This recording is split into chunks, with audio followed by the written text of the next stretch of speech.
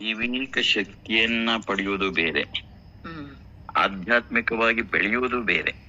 ಹಾ ಎರಡೂ ಒಂದೇ ಅಲ್ಲ. ಹಾ ದೈವಿಕವಾದ ಶಕ್ತಿ ಪಡೆದವರಿಗೆಲ್ಲ ಆಧ್ಯಾತ್ಮಿಕತೆ ಇದೆ ಅಂತಲ್ಲ. ಹಾ ಆಧ್ಯಾತ್ಮಿಕತೆ ಇರೋರು ಹ್ಮ್ ದೈವ ಶಕ್ತಿ ಪ್ರದರ್ಶನ ಮಾಡ್ಲೂಬಹುದು, ಮಾಡದೆ ಇರಲೂಬಹುದು. ಹ್ಮ್ ಏಕೆ ಎರಡೂ ಕೂಡ ಒಂದೇ ಆಗಲ್ಲ. ಹ್ಮ್ ಸ್ವಾಮಿ ವಿರಜಾನಂದರಿದ್ದಾಗ ಹ್ಮ್ ಅವರಲ್ಲಿ ಹ್ಮ್ ಆಧ್ಯಾತ್ಮಿಕತೆ ತುಂಬಿ ತುಳುಕ್ತಿತ್ತು. ಹ್ಮ್ ಸಹಜವಾಗಿ ದೈವಿಕತೆ ಇದ್ದೇ ಇರುತ್ತೆ, ಅಲ್ಲಿ ಇರಲ್ಲ ಅಂತಲ್ಲ. ಅದ್ರ ಒಂದೇ ಒಂದು ಕ್ಷಣವೂ ಅದನ್ನ ಪ್ರದರ್ಶನಕ್ಕೆ ತಗೊಳ್ಳೇ ಇಲ್ಲ ಹೊರಕ್ಕೆ. ಹ್ಮ್ ಹಾಗಾಗಿ ಅವೆರಡೂ ಕೂಡ ಒಂದೇ ಅಲ್ಲ.